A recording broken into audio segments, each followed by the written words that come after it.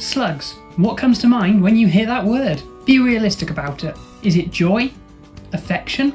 Happiness? If so, I want to know where your slugs are coming from, and I'm sure the majority of us here do as well. Most likely, words more along the lines of annoying, nuisance, and destructive came to mind when I said that, which is exactly why, after seeing this comment, I thought it would be a good idea to take a look at the things which we can do to fight back against them, and win the war against their quite frankly disturbing appetites. Most gardeners will say they hate their slugs, but I'm willing to say they're wrong. My name's Thomas. Let's find out, shall we? If we're being honest, there's no better place to start really than why do gardeners actually hate slugs so much? Well, I reckon there are two categories which we can split this into. The first being that they absolutely devour the salad crops, like your lettuces, your spinaches, and they also absolutely devour the brassicas, like the kales, the cauliflowers, and many more just like that. And bringing it onto our second category, it seems like no matter what we do and how much we try, they just keep appearing from everywhere and anywhere. Quite literally, it's almost impressive. So,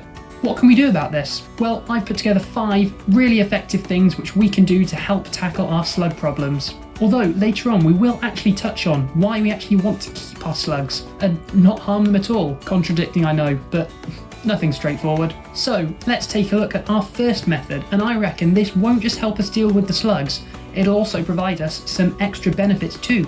And that is attracting beneficial insects. Whilst this might seem like an obvious one, if you were to have a search around your garden, you might find that it's probably lacking in some biodiversity. And that's often because we're too fixated about keeping everything perfectly tidy. So even if it's the creation of a little log pile to act as, a little mini beast hotel, or a small pond if that's the sort of space you've got, it'll all help to attract amphibians like frogs and spiny mammals like hedgehogs. And really, who doesn't love a hedgehog? And those hedgehogs and frogs will provide some healthy competition to those slugs and snails. Just a quick side note, what would you say is the best animal you've ever found in your garden?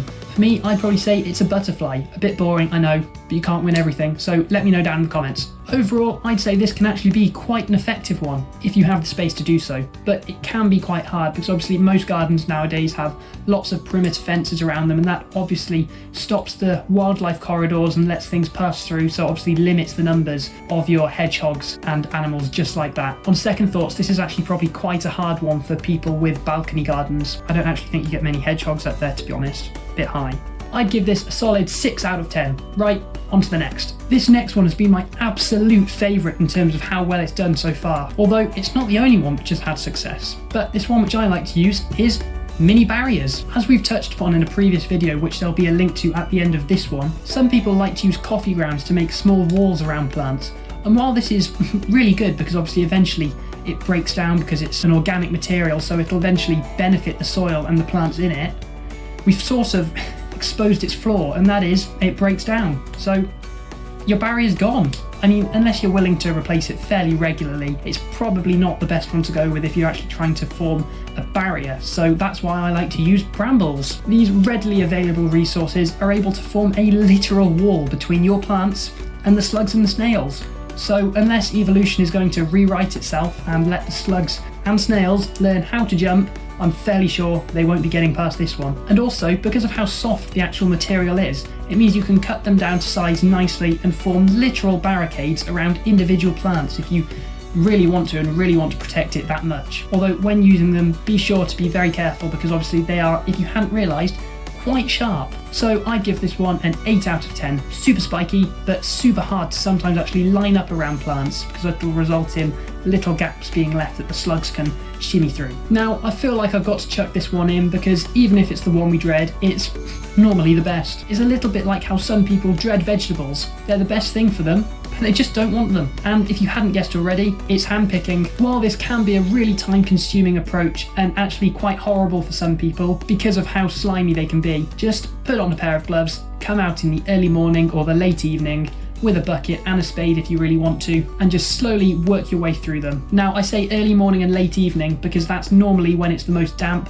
so that's when the slugs and snails will be out. So we can use that little bit of knowledge to trick them. It might seem a little bit less desirable and a bit more hard work than the others, but it works. So I give this one a solid 9 out of 10. So this next one, I personally have mixed feelings about. If you look online, you'll find loads of websites selling slug and snail traps, just like the one you can see now. Really, all it is just a deep bowl with a lid on top that can sit flush with the soil. You don't actually need to buy one, you can sort of create it yourself. Of course, the main idea behind them is that you fill them with beer simply, and those slugs and snails will come rushing over, thinking that a new pub has just opened in the village, and it'll actually cause them to drown in their own excitement.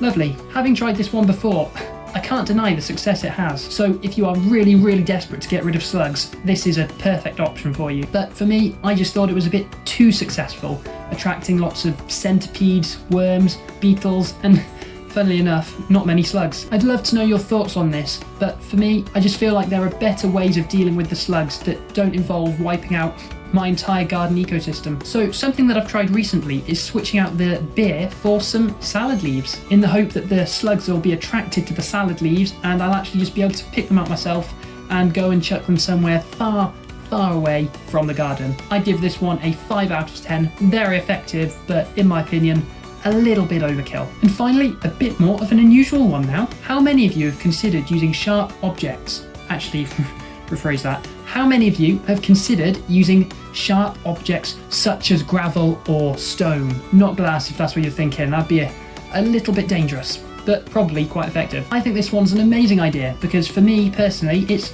all around my raised bed, so it's very readily available, making it really simple to just pop out from down there and pop down onto the soil. And maybe you don't have slate chippings around your beds like I do, but maybe you also have a cat, so using cat litter could also be another alternative. It does the same job. If you were to ask a slug whether they liked crawling over cat litter or gravel, I'm fairly sure they'd be quite surprised that you even thought they could. Actually, I'd be more surprised if you could talk to slugs in the first place. Anyway, a bit off topic there. But yes, why not give this one a go? The only sorts of problems you'd face with this is that the gravel or the cat litter actually ends up getting worked into the soil slightly, meaning that wall height comes down and it also makes your soil a bit more gritty. So that's the only problem I could see here, but overall I'd give this one a 7 out of 10. Very effective and very straightforward. So there we are. We've seen what we can do if we want to absolutely obliterate those slugs. But what if we wanted to take a different approach? Well, if we're looking to actually keep our slugs, there are actually many benefits which we can get from them. One of them being is that they can actually help to aerate the soil, keeping it nice and healthy and making sure it doesn't get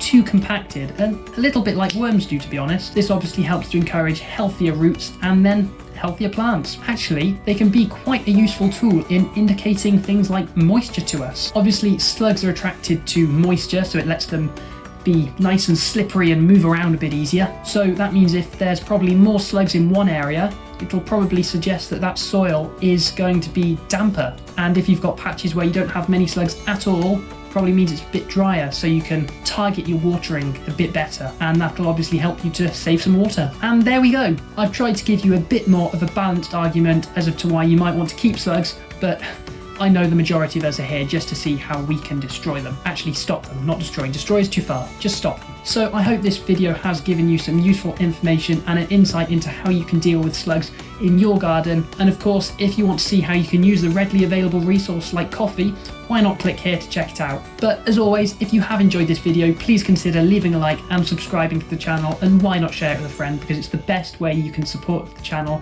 and it really does mean a lot to me. Other than that, have a great rest of your day and see you soon.